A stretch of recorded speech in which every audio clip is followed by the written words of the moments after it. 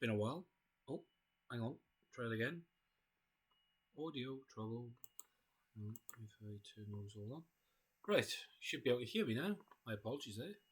Clicked all the wrong buttons as usual. So, what is updated, guys? A little while ago, myself and a couple of others had a full-blown conversation in regards to obviously new players coming into the game and stuff, and basically, people want to know what ships to use and what works. So, I've decided to do a little video, or series of videos, I should say, about what's good to what works well, but obviously, as the disclosure said at the start of the screen, it's what I think, not what the consensus would say. So it is basically just my thoughts, if you like. But I thought I'd share them with all of you lovely people. So you do get to see my lovely face in the top right corner. Unfortunate for all of you. But let me just quickly click on that one. There we go. So what I've done is, as you can see by the table, I've just set up a bog standard table. And I've got all these different bits. So I'm going to start with the Federation. They're not in any particular order. They're just what I believe to be top 10s and what I think works. And then I'll give you a little reason why I think they work. If you see this, it normally has a tendency to mean that there are two cards underneath that I think are equal in greatness at that sort of level. So I've put them underneath like that. So we're going to go straight into number 10.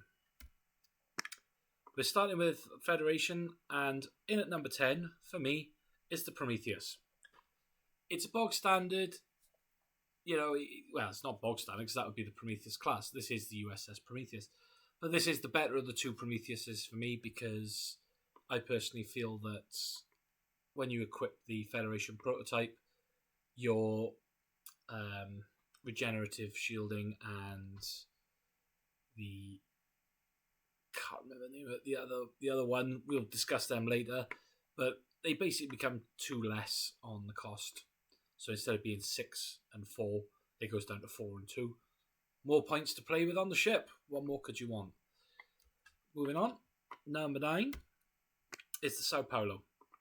I love the Sao Paulo. Sao Paulo is definitely, without a doubt, one of my go-to ships. If you need something quick and easy and you want to throw points at it, Sao Paulo, Wharf, phaser cannons, maybe photons or quantums, depends on which way you want to go. But basically, he works, that ship works absolutely lovely. And of course, if you put things like Type 8s, Type 10s, or upgraded phasers, you're just going to boost your power. Number 8. The Intrepid. I like the Intrepid because I like the ability on the Intrepid. I don't know if you can quite clearly see it there, but basically what it does is... Oh, hang on. If I press M, doesn't that... Haha! I knew it was something like that. So, the bioneural and variable geometry pylons, if they're equipped, are 1 less SP each.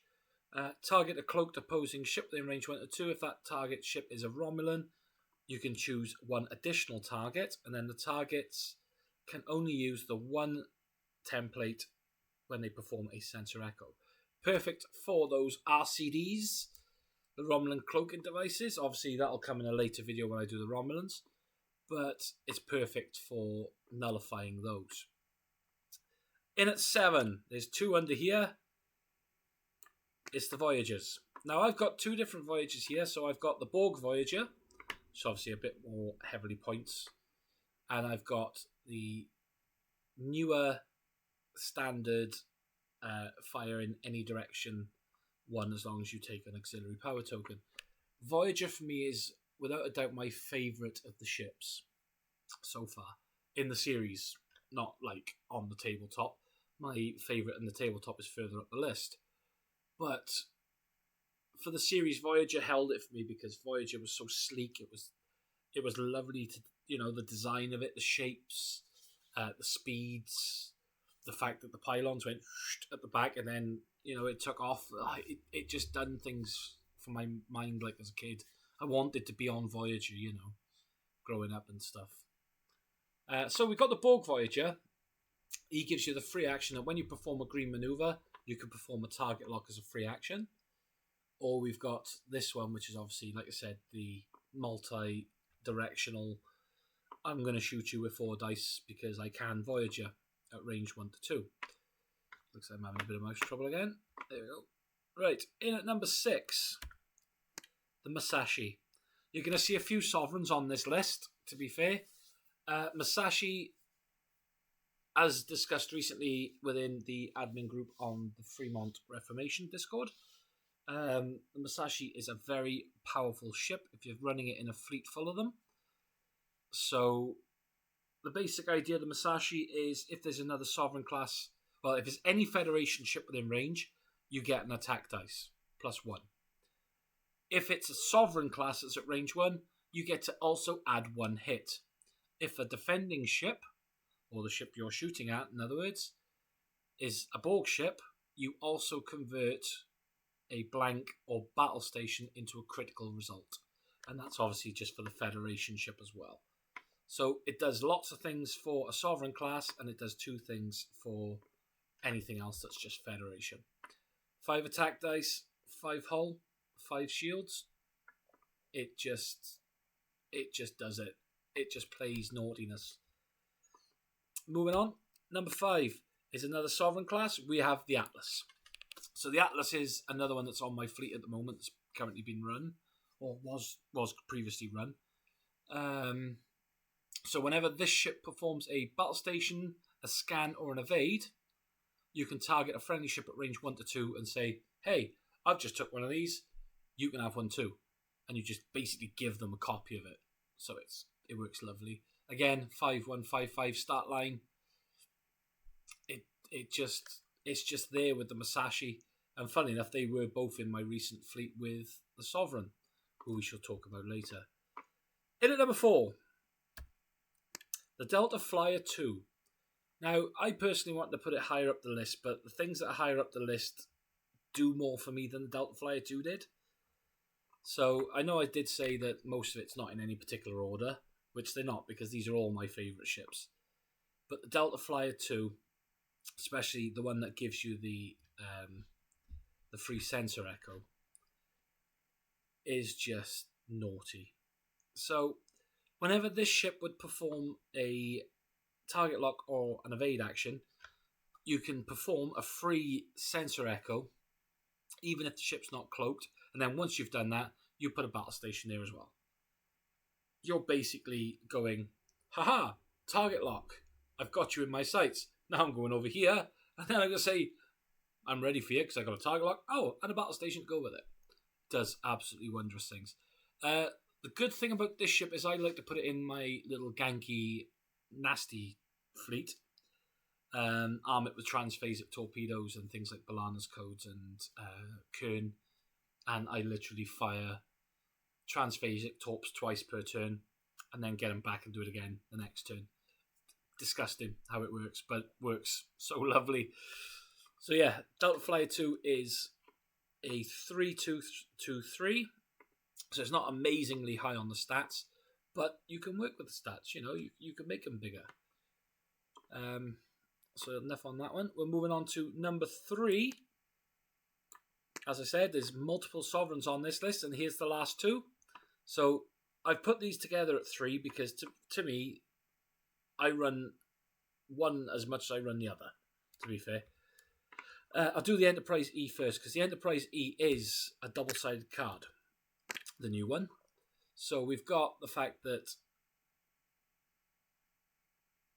check for power strain. If you execute a green maneuver, place a evade token beside this ship, and when defending this round, you roll +1 defense dice. And then during the planning phase, you can flip this card over to its other side. During the planning phase, boom, let's go to the other side. And then we're going to go M. So when attacking with a torpedo upgrade, place an auxiliary power token beside this ship. You do not need a target lock to perform this attack. And then during the end phase, you may flip this card over to its other side. Flip. So yeah, it works wonderful. You can either be a defensive enterprisee, or you could be an attacking enterprisee. But then we got my other favourite. So obviously we've talked about the stat lines. They're all the same on the Sovereigns. But this one is probably my favourite of all of them. So, if equipped with an Admiral, you may perform the equipped card's fleet action as a free action. So any Admiral you put on, we'll talk about Admirals at the bottom because I have pulled my 5 favourite Admirals out and put them at the bottom. But you could do it as a free action. If equipped with an ambassador once per game during the planning phase, you may cancel your active negotiations and activate your negotiation effect targeting a different opposing ship. Not something I've ever actually used, but I'm sure I could find a way at some point in the future. And then, if equipped with a Federation prototype, when defending, roll one defense dice. So it does great. It gives you an extra one there. Put a Dominion. No, not Dominion. What's the? I can't remember the name of the other card. I've gone blank. It is late here, but basically you can. I think I've had this running at like 4 dice at one point, which was just pure disgusting. So yeah, the Sovereigns, absolutely gorgeous. Right, moving in at number 2. So we've got 2 left. The thing is, everybody out there who's watching this video who knows me and knows my fleets is probably thinking, that one is going to be the Sutherland. You're wrong. This one's the Sutherland. Ooh, so what's that one? So, USS Sutherland, one of my favourite ships in all the game. I will use this as much as possible because I do enjoy this ship a lot. When defending, cancel 1 hit. And I've literally stopped, as I proved the other day in a game with a gentleman, I've stopped literally 6 hits in a turn just using this one ship and its build. I'm not going to talk too much about it because it is a nasty, naughty little ship. There's a fly or something by here.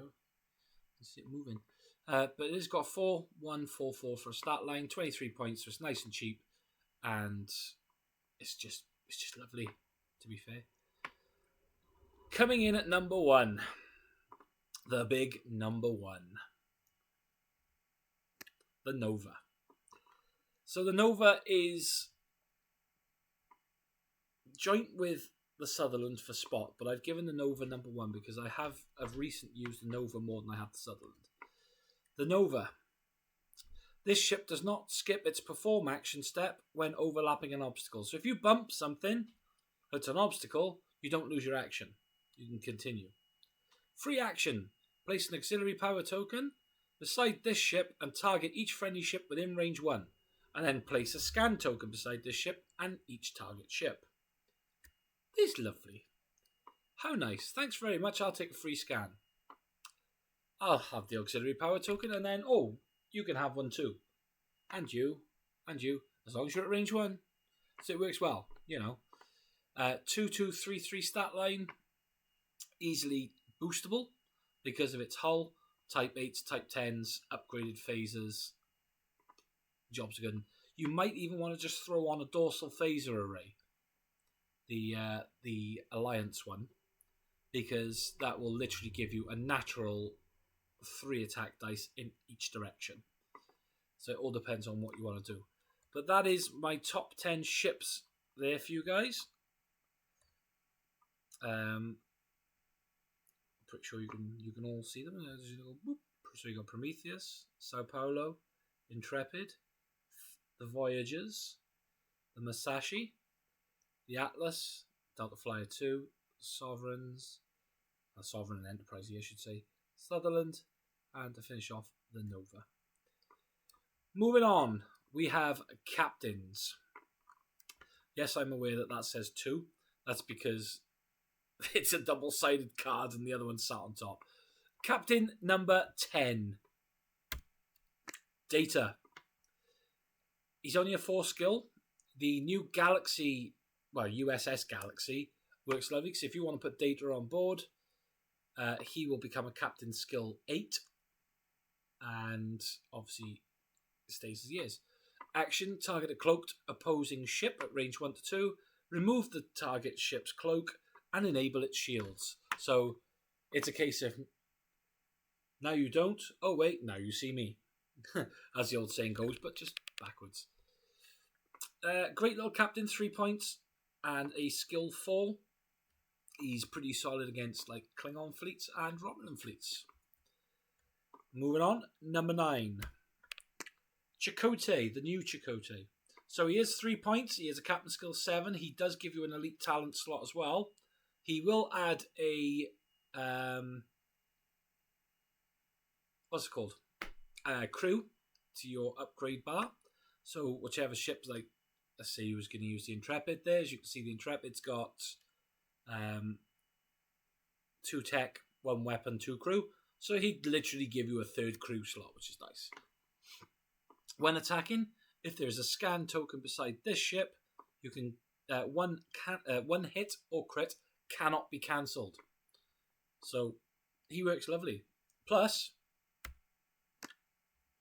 hang about.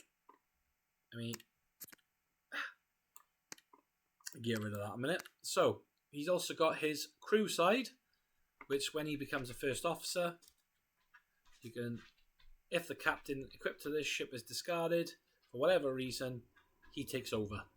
So the likes of Kang, I believe, or one of the Kangs, has got an ability that you can discard him and the opposing captain. There's your resolve there, because then Chakotay goes, boom, I'm coming in and I'm taking over. Perfect card. In at number 8, T'Pau. T'Pau doesn't get used as much as a captain at the moment for me. But what she does is she gets used as a captain ability. So there's a captain a bit further up who is allowed to equip 2 cards underneath. She is normally one of the cards I'll equip underneath for the plain simple reason, as long as there is a scan beside your ship at the end phase, you can take that scan away and replace it for the next turn and give yourself a battle station and an evade.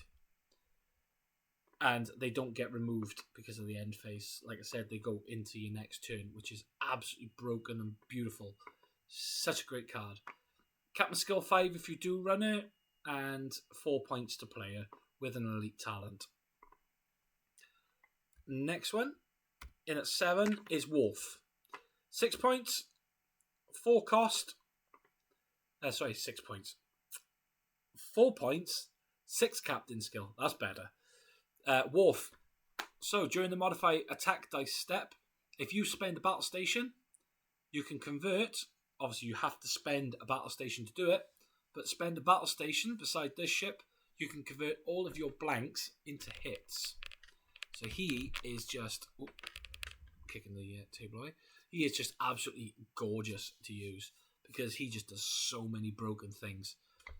Put him on board the Sao Paulo. So you've got the ability of the Sao Paulo. If this ship spends a battle station token, you place a battle station token. So you spend a battle station token there to convert those to those, and then you get one back then because of the ship's ability, so you can spend another one after. Works lovely. We have in at number 6, Rudy Ransom. The original Rudolph Ransom pairs up with T'Pau lovely. Between those two on the card that I will show you later, it does wondrous things. So, as we've already established, T'Pau, when she gets a scan token on the ship during the end phase, you take it away, you give yourself a battle station and an evade. Because you then, for the next turn, have got an evade, Rudolph Ransom triggers and gives you a +2 defense dice. He is only a 4 skill captain, but he's only 2 points to play, which is why I absolutely adore running him. I'm not going to go too much into him, so into number 5. There's 2 captains under here that I believe are the same. They are both Jean-Luc Picard, so I'm going to move that. And the reason I put these both on is because I use these about the same sort of like amount of time that I use them. So talk about the left one first. They're both captain skill 8. This is 6 points to play. He's only 5. I think he's got the better ability, but it's always handy for the other one because as long as you've got Ezri Dax on board, he'll only ever take 1 time token. So his action becomes every turn, and he basically places a battle station token on all friendly ships at range 1 to 2, including himself. So he is just naughty with what he can do. Then we've got this one here. This is my favourite of the Picards. So this Picard, or one of my favourites of the Picards, there is another one, but this one will add a crew, a tech, weapon, or a talent upgrade, or an elite talent rather, of your choice to your ship bar. So he gives you basically one of anything you want. At the start of the game, after the setup, you choose one faction. So if your opponent's running Klingons, you go Klingon. They're running Romulan, you go Romulan. So on and so forth.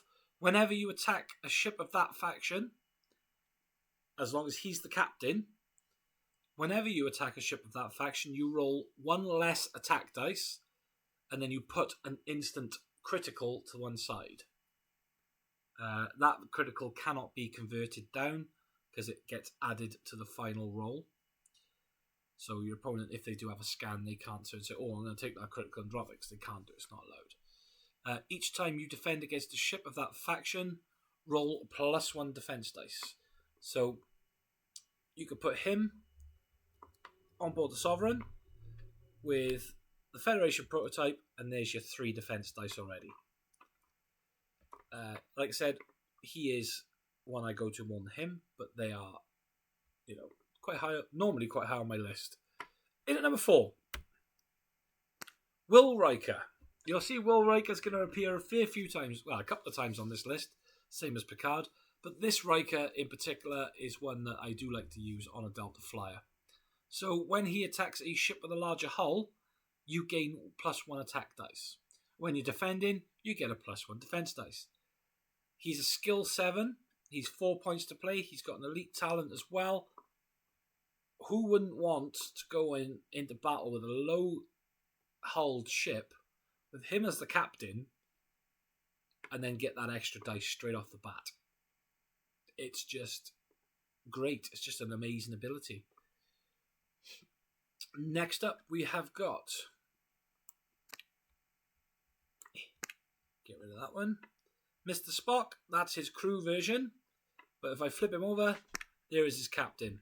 I absolutely love this Mr. Spock because he does great things for this game. So, the planning phase, once per turn, you may cancel any active negotiations in play. The controlling player may activate their negotiation effect targeting a different ship instead. But as a free action, every turn, you can perform either a target lock or a scan action as a free action, which I think is just damaging to your opponent. If they're running a cloaked fleet, come in with a scan, they're down 1 dice. If they're not running a cloaked fleet, get a target lock on them. You know you're going to have to reroll. He does absolutely wondrous things. 5 points to play him, 7 captain skill. I can't see why you wouldn't want to. In at number 2. Trying to remember now. I think it's Picard again. It is Picard again. Captain skill 9, 6 points to play him. This is one I've used so much in the game. So this Picard, basically, you take an action, whatever the action may be, and then he will turn around and go, well, I've taken one action, I might as well take another one. And he will give you a free action then from your bar. So you're getting 2 actions per turn. He is absolutely amazing because of his high captain skill and his ability. He can be quite game changing of sorts as well. And of course, that leads me to the final card. It is the man of the moment. It is the Doctor. So the Doctor has a question mark ability, but that's not why he's here. He's here because he's that.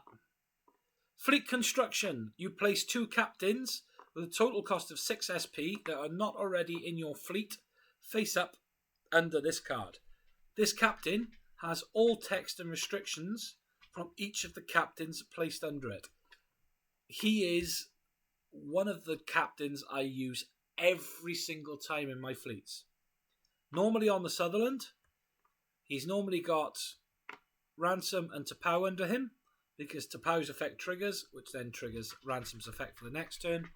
And then there's some cards down here, which are always in there as well. Obviously, we'll get to those in a moment. 8 points. 8 captain skill, 6 points to play him. I honestly don't know why you wouldn't want to. He is... I want to say damage control, but he's not really. He's more damning to your opponent than damage control. But he's just brilliant. So that is the captains there, guys. The 10 captains that I strongly recommend for newbies to use. So we got Data, Chakotay, T'Pau, Worf, Ransom, one of the Picards, if not, well, you can't run both, but one of them, Riker, Spock, that Picard if not, and the Doctor. Next up, I believe it should be tech slots. So, in at 10... Oh, it's not. It's Elite Talents. My bad. Okay, so number 10. We have, coming in nice and first, Flyer Apart then. One of the new cards. When you would place an auxiliary power token beside your ship, instead of taking that auxiliary power token, you just take damage, if you wish. During the, you can perform the action of doing a red left bank or right bank 4 maneuver, or you could do a 5 straight red maneuver. It's entirely up to you which one you want to do, and that is an elite talent and 2 points. But has to be a Federation ship, and it has to be an Excelsior, which is not too bad because, you know, I don't think I've ever actually done an Excelsior fleet as a whole. Maybe I'll do one of those eventually at some point in the future. Anyway, coming at number 9, Elite Talents Engage. So, if you perform the green maneuver this round, you may immediately perform an additional green maneuver of your choice. Ooh, that's nice. So, you do have to place an auxiliary power token beside your ship if you do it, though, which is slightly not so nice, but, you know, you can get away with this sort of thing. So, you move, take an action, do your free actions, whatever, and then if you decide to use that as your action, boom, take an auxiliary and go again. But it is a green maneuver. There are abilities out there which makes white maneuvers greens. So, you know, why wouldn't you want to run it, to be fair? 3 points, that's all it costs to use him, so it's a good little card. Number 8, Legacy of the Name. It can only be equipped to a unique ship, so something that has a name. You place 3 time tokens on this card. You can perform a battle station or an evade as a free action. If this card is equipped to a ship with the name of Enterprise, you may perform an available action as a free action instead. So anything on your bar that you like instead of just one of those 2. 3 points. Has to be a Federation ship with a Federation captain. But other than that, perfect. Moving on to number 7. Picard Maneuver. So for a cost of an action, if you performed a 3, 4 or 5 straight maneuver this turn, you can discard this card and immediately perform an additional 5 straight maneuver. Place an auxiliary power token beside your ship.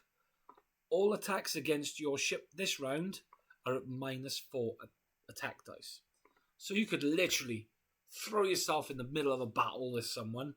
They've got 4 ships there. All 4 of those ships are going to attack you, but you're going to sit there and go, but your basic attack is 4, and you're -4 attack dice, so go for it.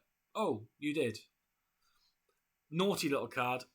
I have used it once or twice, not a lot really, but I will at some point, like, probably try and get it back in, because it does great things. Moving on, number 6.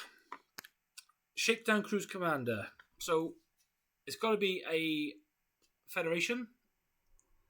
So when you would reveal a speed of 4 or higher, you can place 3 time tokens on this card. If the ship equipped has the Federation prototype,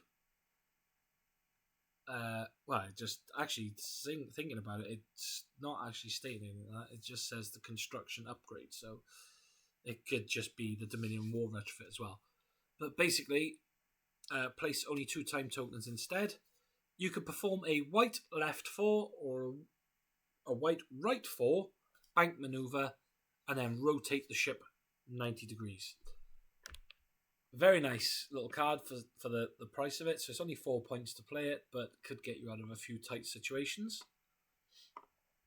Moving on to number 5. Number 5, it won't be installed until Tuesday. Yes, it is from the actual film. So it's got to be equipped to I imagine that's a 5 or less hull, I believe. Or might be 5 or less captain, I'm not sure. I'll find that one out and I'll drop a comment myself. But then we've got the Federation, so it has to be a Federation ship. This upgrade may be equipped to a captain without requiring a elite talent slot. So, gather forces step, you place either a tech, weapon, or crew, or all of them, that's equipped to this ship, and then those upgrades will cost you -2 SP. So, it's basically a way of getting more stuff on a ship for free, which works lovely. To start the game, you must place 3 time tokens on each upgrade selected during the gather forces step. So, you won't get to use them straight away. You have to wait a little while, but when you do, it'll be worth it in the long run. Moving on to number 4. Disobey orders. So, this is something I've used a couple of times. You may discard this card at any time to replace an evade, scan, or battle station token with an evade, scan, or battle station token.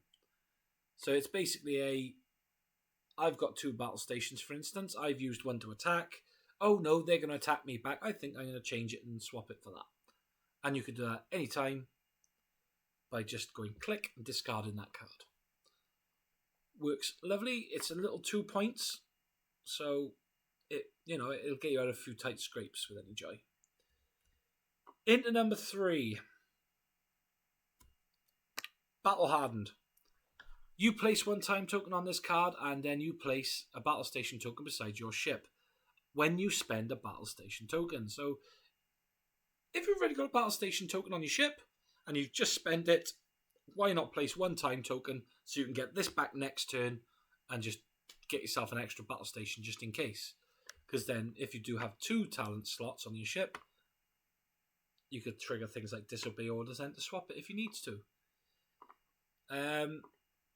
It is a bit costly at 4 points, but on the right build, it is totally 100% worth it.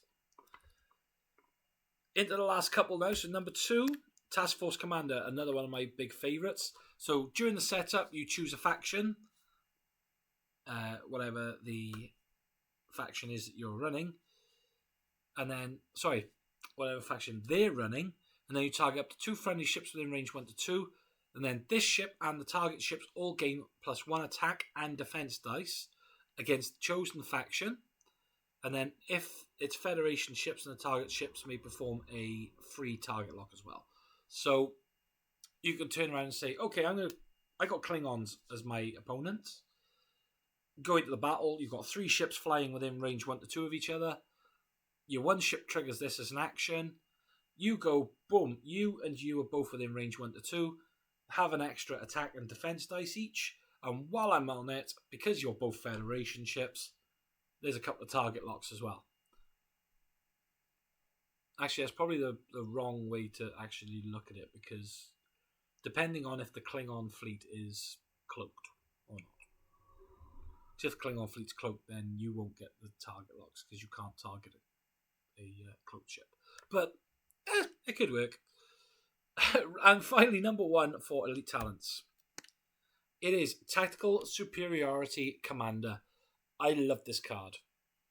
I've used this card a lot with the likes of the Doctor or Picard. So as long as you are the only ship at range 1 to 2 that has the highest value on your primary weapon, you can add 1 dice to your attack roll. So things like I've ran it on the Sutherland, where I've had 2 Sovereigns flying over this side of the map, and then I've put the Sutherland over that side of the map. But because he's on his own and well outside of range 1 to 2, he will gain +1 attack dice, giving him 5 dice. things like that. It's a quirky little card that works lovely. So there you have it, guys. That is the Elite Talents. So a nice little choice there. That's my favourites. That's what I like to, I like out of the cards themselves, and what I personally like to run or would like to run at some point, given the chance. Next up, I know for a fact the next one is now tech slots. In at number 10, we have two cards. As you can see, I've put them next to each other because they are both Prometheus class cards. One is 6, one is 4, as we've already discussed on the Prometheus class up here, that if the ship is equipped to with a Federation prototype, those will cost 2 less. So that becomes 4 and 2. These cards are great. So this one will give you a +1 shield value. And then during the end phase, you repair 1 shield on the ship. If you don't have an auxiliary power token on this ship, you repair 2 shields. It's great. I used it the other night myself in a game, and I just went in, done a little bit of shooty, lost a couple of shields, went out, healed my shields, went back in, and I just kept back and forth. It was great. And then the sister card is the Ablative Hull Armor. When defending, modify attack dice step, you convert all crits to hits, so you don't get none on your hull. And then when defending, deal damage step, you can place damage cards this ship would receive under this card to a maximum of 3, instead of putting them beside your ship. It is optional, so you don't have to put the cards underneath, because the longer you keep this, the longer you're not taking critical hits. So it works lovely. Moving on to number 9. Number 9 is Cloaking Device. I've used this once or twice on a Defiant. I've even used it on the Sao Paulo, believe it or not. But instead of performing a normal action, you may disable this card to perform the cloak action. While you have a cloak token beside your ship, you may perform the sensor echo even if the ship is disabled, which is very nice. 4 points, so it can be a little bit costly. If you want to put it on any other ship other than a US Defiant, it goes up to 9 points, so sometimes it's not worth running it. Moving on to number 8. Number 8, Advanced Shields. So you add 2 to the ship's shield value. Your action, to remove this card from play and repair up to 3 shields on the ship. Straightforward, says it as it is, it's perfect. Does what it says on the tin. Cost of 4, so it's a little bit high. There are other shield options which cost less, but it's just one of those cards. It's worth running now and again. In at 7, Improved Hull Plating. So, as like the Ablative Armor of the Defiant class and the Ablative Hull Armor of the Prometheus class, it converts all criticals to hits. 2 points. That's all it's going to cost you just to save your hull. In at number 6, Blade of Armor, funnily enough, converts all of them to there. There it is again. But this one allows you to roll +1 defense dice, but it can only be a Defiant class ship. So not really much more to say on that one. In at number 5, Astrometrics Lab. So you can add 1 tech slot to your upgrade bar. Whenever you perform a scan action, you can place 3 time tokens on this card and then perform a sensor echo using the little 1 maneuver as a free action, even if the ship is not cloaked. It's only 1 SP to play it, but if you want to equip it to anything other than that one, which we don't even have in the game yet, which is the Lunar class, a Intrepid or a Sovereign, it then costs you +2. So it'll cost you 3 points for anything other than those 3. In at number 4, Rechargeable Shield Emitters. Increase your shield value by 1 on a Nova class, and your action is to place an auxiliary power token beside this ship to repair up to 2 shields on this ship. I've used it once or twice myself. It's great. It's got me out of a few tight scrapes where I've shot in completely unaware of what I was doing and then ended up in a firestorm of fighting and managed to get out there eventually. It's a good little card, like I said. It can get you out of a few tight scrapes, especially seeing as you can repair your shields at the expense of a auxiliary. All depends on how much you want to chase yourself around the planet, which is what I pretty much did.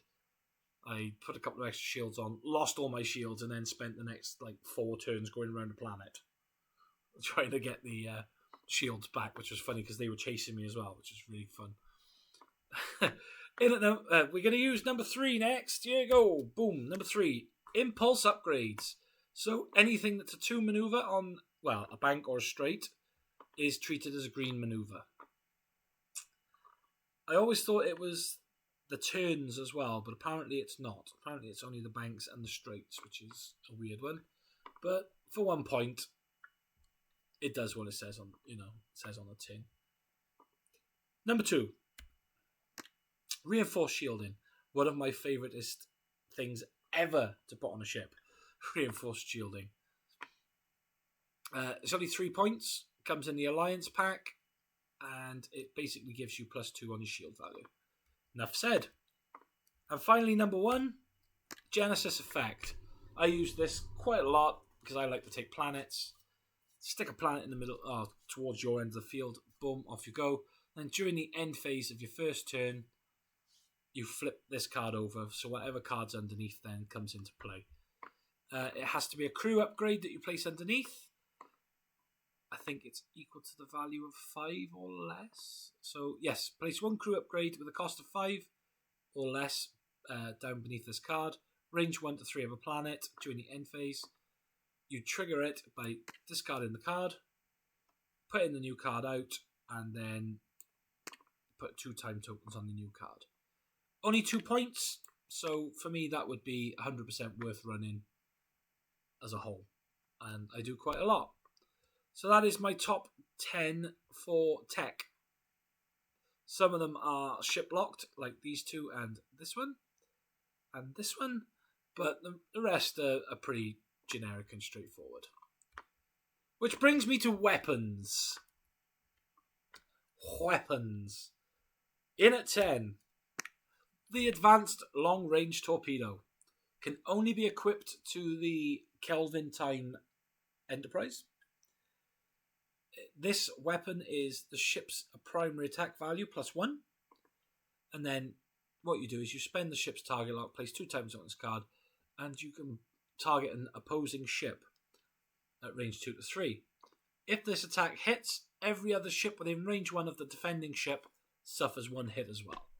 So make sure you haven't got no friendly ships at range 1. Number 9. Arsenal. Arsenal is great. Takes up 1 of your weapon slots, but gives you 2 back. And on top of that, when placing time tokens on one of your other weapon upgrades, you can place 1 of those tokens on this card instead. So if you've got the 2 time token photon torpedoes, for instance, put 1 on the torpedoes, 1 on your arsenal. During the end phase, both tokens come off. What more do you want? Alright, it's a little bit costly at 4, but yeah, I get you out of a few scrapes. Coming in at number 8. Multi-Vector Assault Mode. Only for the Prometheus, can be fired forwards or backwards. And all you need is a battle station token. You disable this card and target an opposing ship at range 1. Place 2 time tokens within range. Sorry, it's not within range 1. You don't have to be at range 1. You have to be anywhere within range 1 to 3. But you can place 2 time tokens within range 1. You may make an additional attack with this weapon for each token placed on this placed by this card in any direction. So remove all tokens placed by this card from play after attacking. So move in. Got line of sight on this guy here. You're going to go, okay, fair enough. Boom. Trigger this. Multi-vector assault. I'm going to put a token there, the ship's there, and that can fire 4 dice there, 4 dice there, and then your bog standard attack will be 4 dice as well, or 5 dice. So, job's good. A little bit costly at 6 points, but meh. What more do you want? Going for 7. Type 8 Phaser Array. When attacking your primary weapon, you roll 1 attack dice. It's only 2 cost, so why not? Things like the Defiant the Sao Paulo, they will all benefit greatly from that card. Even like the Nova does as well. Has to be equipped as a ship that's got a weapon value of 3 or less. 6. Secondary torpedo launcher. I mentioned this one earlier on. Delta Flyer 2. So, I didn't mention this one earlier on at Delta Flyer 2. But I did mention part of the trick, which is the transphasic torpedoes. So, what you do is on something like a Delta Flyer 2, you would put this on one slot. You'd have your transphasic torps in another. You'd have B'Elanna in one. Sorry, not B'Elanna. You'd have B'Elanna's codes in one. And you'd have Kern in another. So what you do is you fire your transphasic torpedoes. Instead of discarding the torpedoes, you would discard B'Elanna's codes. Because you fired the transphasic torps and got rid of the codes, you can then discard to make another attack with those transphasics again. But it goes at -1 attack dice to what it was originally. That's only if you use this value here, which you're not going to because you'll be using the torps. The torps have their own set value. You have to go by the torps value, which is, I think, the hull. We'll get to that shortly anyway. And then you just basically discard that. You've still got your torps, and then you've got Kern. Next turn, fire your transphasics, get rid of Kern, yada yada. Works wonderful. I'll talk combos in another video. Transphasic 5. That's when you know it's late. Okay. Card value number 5. Type 10 phasers. So, type 10 phasers.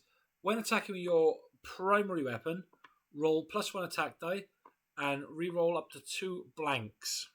So, you're getting a +1 and you're getting a re-roll 2 blanks. If a defending ship has no active shields, just convert 2 blanks to battle stations instead. It's naughty. It works lovely on things like the Sovereign, who've already got a bog standard weapon of 5. And then you just roll up with this on it and make it 6. And then if it's a range 1, it becomes 7. I think the most I've ever rolled on a Sovereign is 9 dice, I think, if I remember rightly. And that's because obviously range values don't get included in the rule of 3, which is lovely. Moving on to 4. Oh, there they are, the transphasic torpedoes. So, let me magnify this for you. Transphasic torpedoes can be fired front or back. They are 1 set per ship. Range 2 to 3, and the weapon value is the defending ship's hull +1. So when you use them as a secondary torpedo launcher, it just becomes the weapon, the printed hull value. So for the attack, you discard this card and target the opposing ship, so there's no target locks or anything like that involved. Modify attack dice step, you can re-roll up to the number of blanks equal to this ship's primary weapon value. So if you're firing this from a ship that's got a primary weapon value of 3, you get 3 blank rerolls. And then deal damage step, uncancelled criticals from this attack will ignore the ship's defending ship's shields. Absolutely disgusting card to play against. And I've done it a few times. Anyway, it is a costly card at 5, but it's worth it if you can keep it on the board. Go for 3. Boom. In at 3. Quantum torpedoes. Who doesn't want a set of quantum torps? Because they are equal to the ship's primary weapon value +1. They could be fired from a Sovereign, a Defiant class, obviously the Lunar again, but we haven't got the Lunar, or the Akira class. Anything other than that is +2, so it becomes a 5-point torp. Range 2 to 3. For the attack, you spend the ship's target lock. Disable this card and target an opposing ship. During the declare target step, you place an auxiliary power token beside the defending ship. And then during the roll attack dice step, for each critical rolled, you get to add 1 hit on top.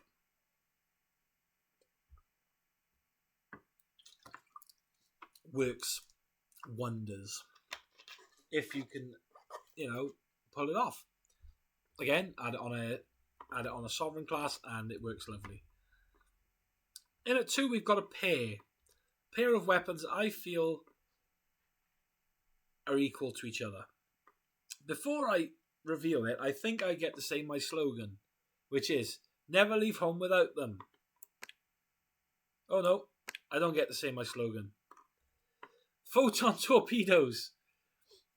I can't even remember what I put underneath my own cards. So, photon torpedoes come in 2 different types. They are both 2 points. They both convert all blanks into battle stations. The only differences are, obviously they've still got the +1 primary weapon value, 2 to 3, forward and backwards. The only difference, spend this ship's target lock, place 2 time tokens, or spend the ship's target lock and disable. I like this one more than I do this one at the moment, because a lot of the stuff I'm doing does involve 1 rear shot, get the hell out. So by the time I do re-engage with them, I've got them back anyway. Or put 2 sets.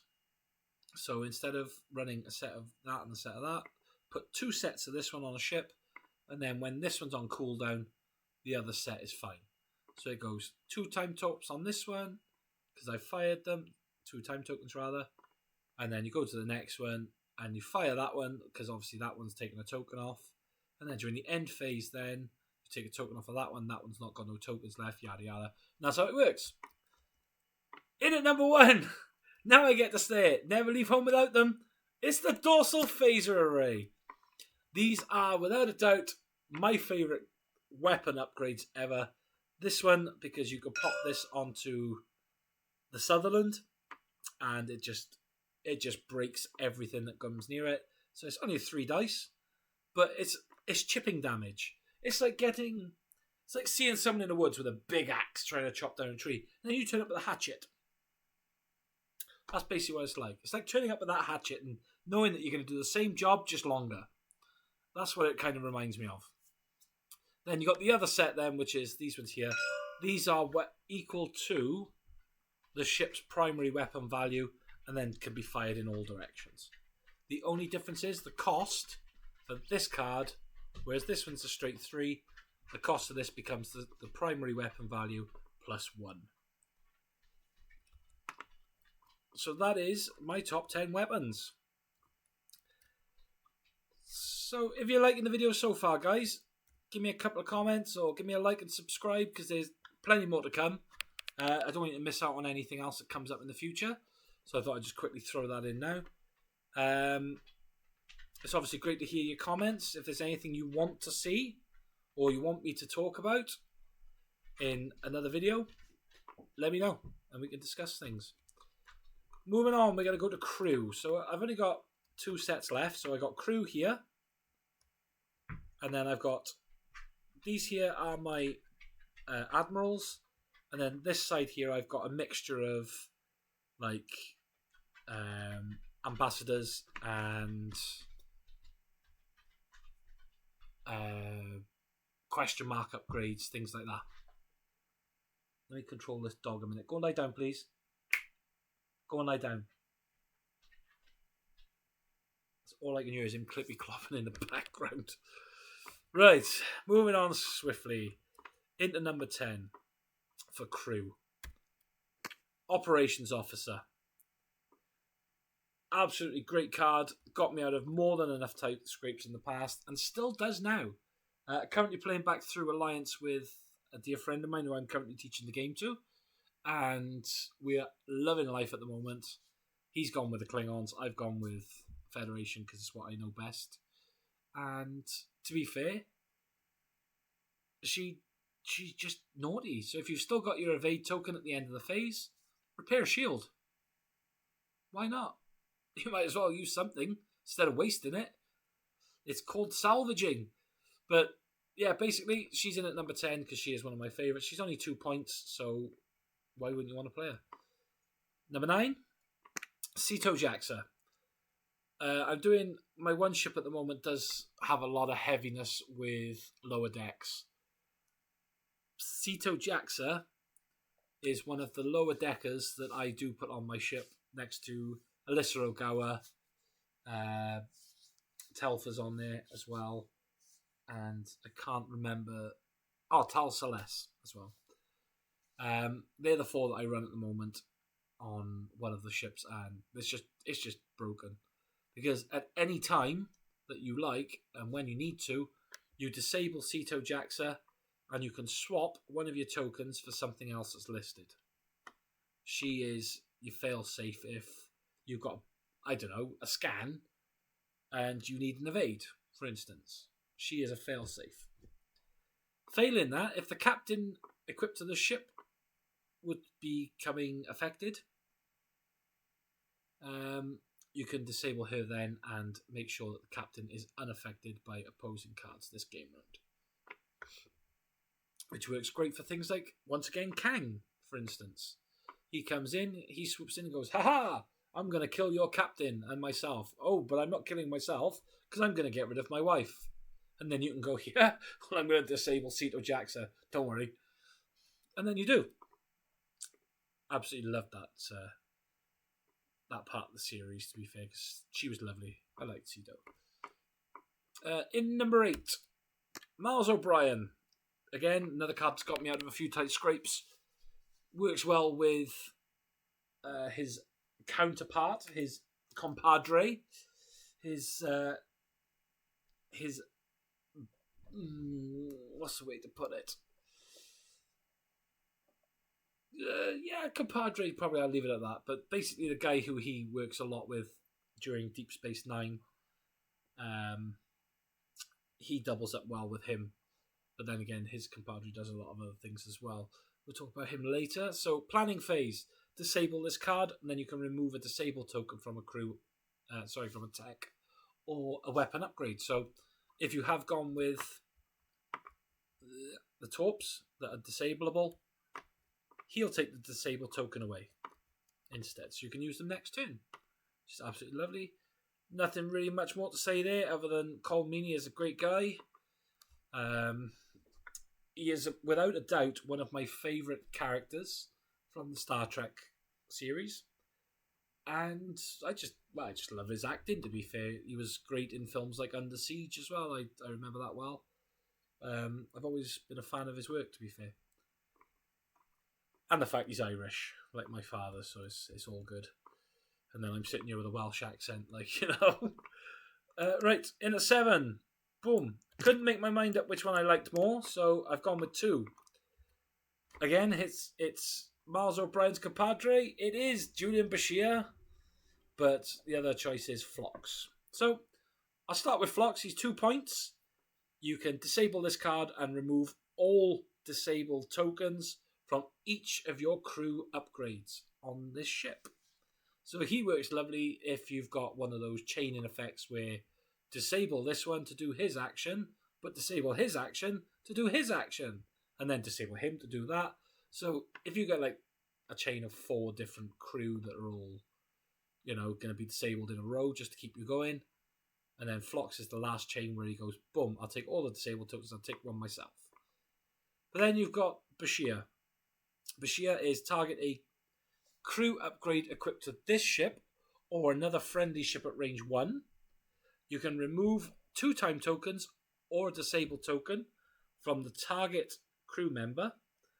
If it's on an opposing ship, that ship rolls -1 attack dice this game round. Which is not too bad. 2 points.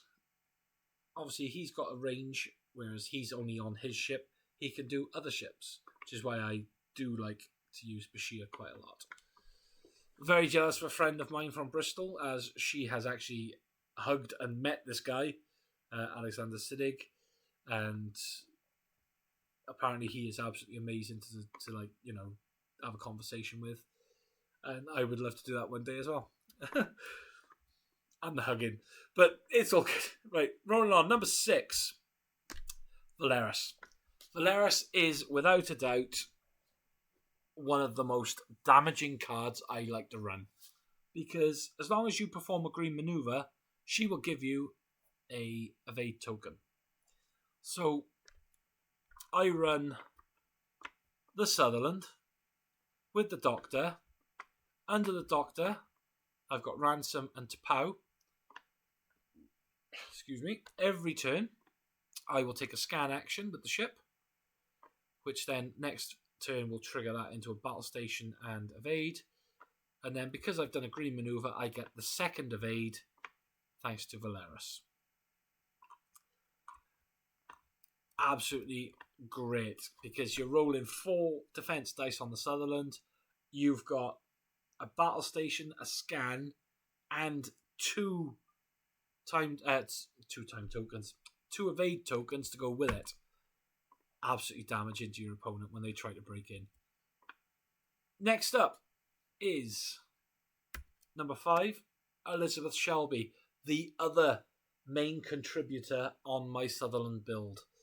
Obviously, I'll talk about ship builds and stuff at a later date, but Shelby is great because she lets you reroll one of your blank results.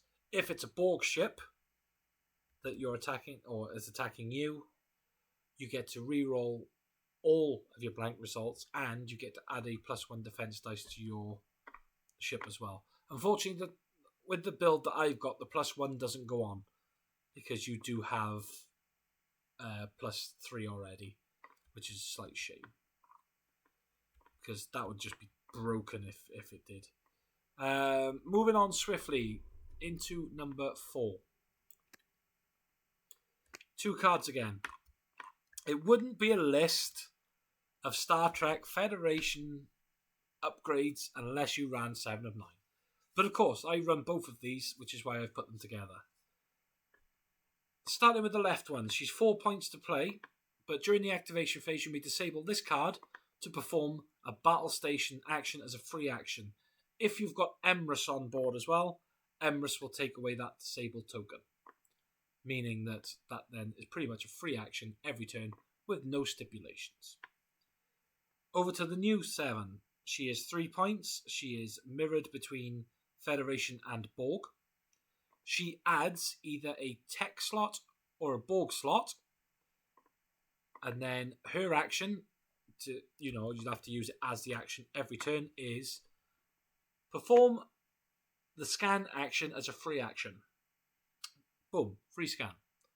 In addition, if equipped to an Intrepid class, place either a scan or an evade. Ooh, evade. Boom.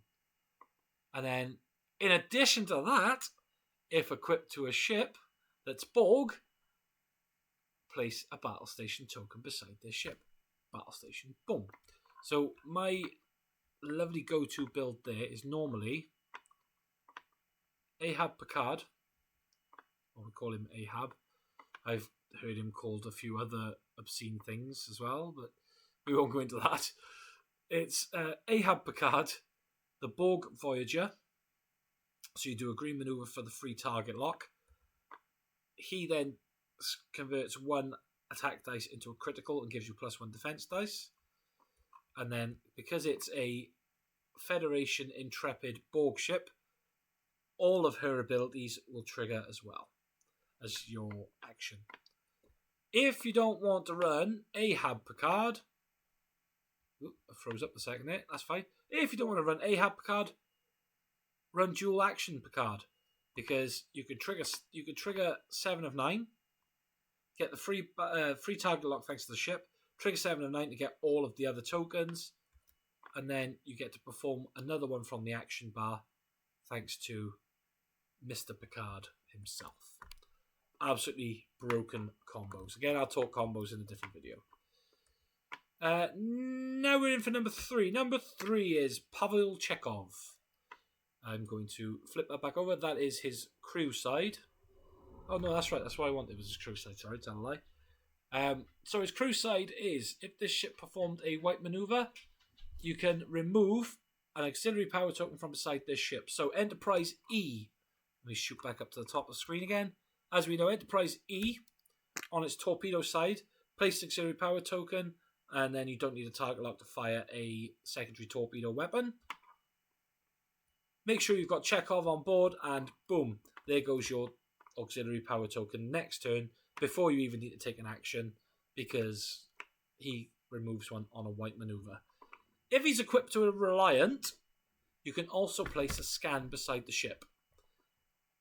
The other good thing about this Chekhov, ignore that card a minute, is the fact that when your captain is discarded, he has a captaincy. He will take over the captaincy. And he has his own little set of things that he can do, which is nice.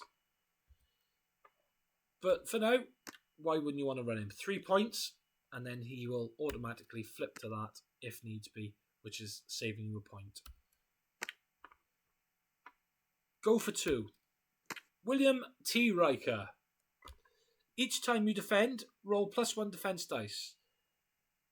And you may convert one of your battle station results into a evade result. If your captain is disabled, each time you defend, roll +2 defense dice, and you may convert up to 2 battle stations instead.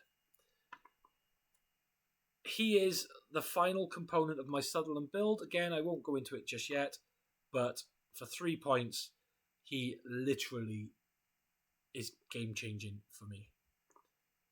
And then finally, just check the time, 1:10, lovely. And finally, Commander. Another version of Will Riker that we like.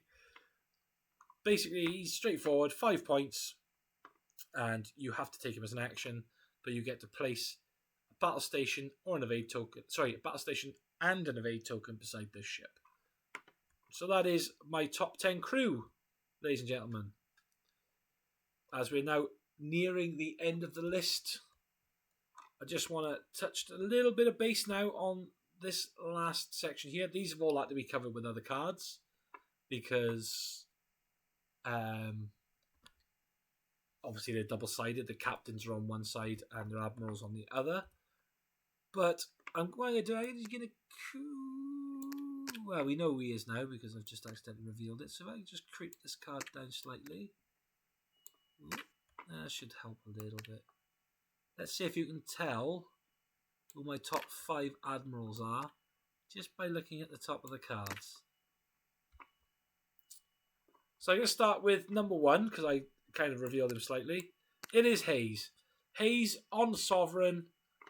Disgusting because when you trigger the Sovereign's ability to let you use the Admiral as a free action, he will literally give everybody a +1 dice for the turn for free.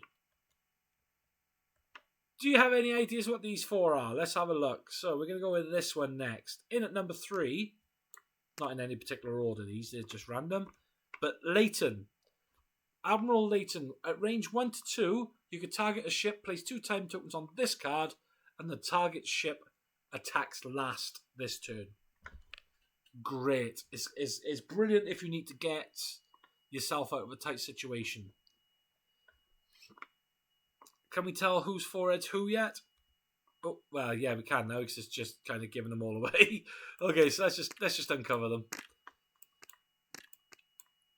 That's the other 3 that I like as well. So we got Hayden. Target a ship at range 1 to 2 that does not have your ship in its front forward firing arc. If you attack that ship this round, gain +1 attack dice and roll 1 less defense dice. Great. You ain't going to want to roll defense dice anyway against it. It's not shooting you. Nechayev. Target this ship and each other friendly ship within range that has a captain equipped with a printed captain skill of 5 or less. Range 1 to 2. Increase the captain skill of each target ship by up to 3. You may choose a different value for each ship. It's up to you until the end of the round. Not ever had to use her admiral, to be fair. I have used her captain though, which is naughty. So you may re-roll all blanks. If the defending ship is either a Dominion or a Borg ship, roll +1 attack dice. I have used her captain, never her admiral. And then finally Forrest, because everybody loves Forrest. Fleet action, perform an additional 1 maneuver. It could be a bank, turn, or a straight.